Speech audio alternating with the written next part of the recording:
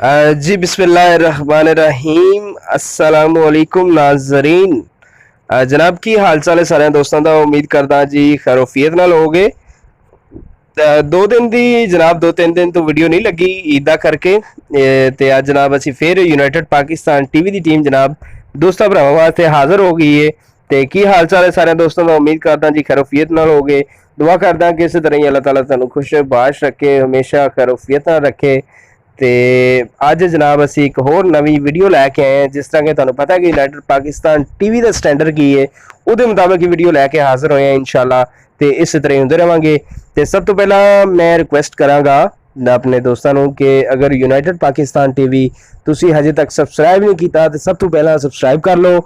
ਨਾਲ ਹੀ bell icon ਦਾ button ਹੈ ਉਹ ਵੀ ਪ੍ਰੈਸ ਕਰ ਲਓ। ਮਕਸਦ ਇਹ ਵੇ ਕਿ ਹਰ ਨਵੀਂ ਤੋਂ ਨਵੀਂ ਤੇ ਲੇਟੈਸਟ ਵੀਡੀਓ ਸਭ ਤੋਂ ਪਹਿਲਾਂ ਦੋਸਤਾਂ ਤੇ ਭਰਾਵਾਂ ਕੋਲ ਪਹੁੰਚਦੀ ਰਹੇ, ताकि कोई भी वीडियो मिस ना हो। ताकि तुसी जल्द अज जल्द को अगर तुहानू जानवर अच्छा लगता है तो तुसी फैसला लवो, डिसाइड करो तो साडे नाल कॉन्टैक्ट च आओ तो तुसी अपना लै जाओ जनाब।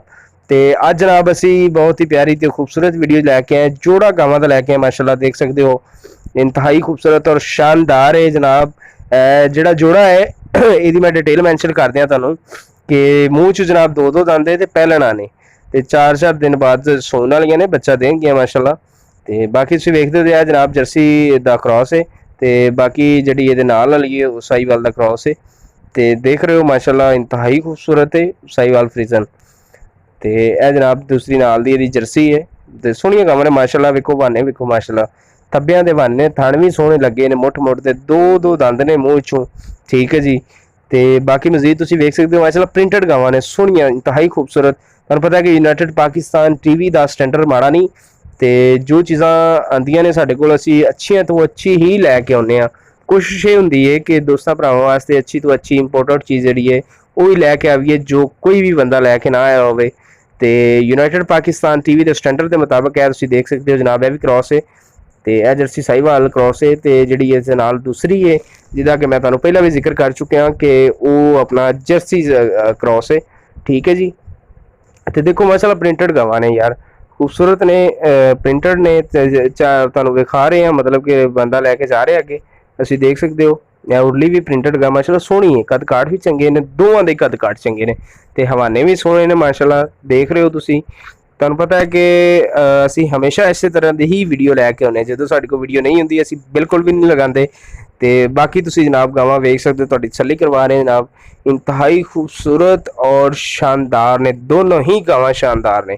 इसलिए जनाब असीं इन्हां नूं नाल नाल टोर रहे भी रहे हैं तो वीडियो भी बना रहे हैं। बाकी तुसीं वेख सकते हो तो प्रिंटेड गाने ने माशाल्लाह, इंतहाई खूबसूरत ने। तो जनाब अपना बहुत ही प्यारियां और खूबसूरत जिहड़ियां अज दियां यूनाइटेड पाकिस्तान टीवी की जीनत बनने वाली गावां ने। ये जनाब अगे भी मैं दस्सिया सी ते फिर एक बार अर्ज करता जावां कि मूँह च दो दंद ने। ठीक है जी। तो पहला वारा इन्हें सुना जनाब 4-4 दिन बाद बच्चा दे सन। बाकी हवाना थन चड्डा तुसीं वेख ही रहे हो, कद काठ भी वेख रहे हो तो कितनी खूबसूरती है वो भी तुसीं वेख रहे हो। मैनूं दस्सण दी हुण कोई ज़रूरत नहीं मजीद, तो क्योंकि ज़्यादा वीडियो लंबी होवे तो फिर दोस्तों को परेशानी होंदी है। तो इसलिए वीडियो ज़्यादा लंबी नहीं करते असीं, तो पूरी वाच कीती करो। तो इन्हां दी मैं जी नाल नाल अपना डिमांड भी मैंशन करता जावां। ठीक है, जिन्नी डिटेल सी मैंशन कर दी गई जनाब। तो डिमांड इन्हां दी 3,20,000 रुपए है जनाब। एक दी 3,20,000 रुपए डिमांड है, दोनों दी 3,20,000 डिमांड कर रहे हैं मालक जनाब।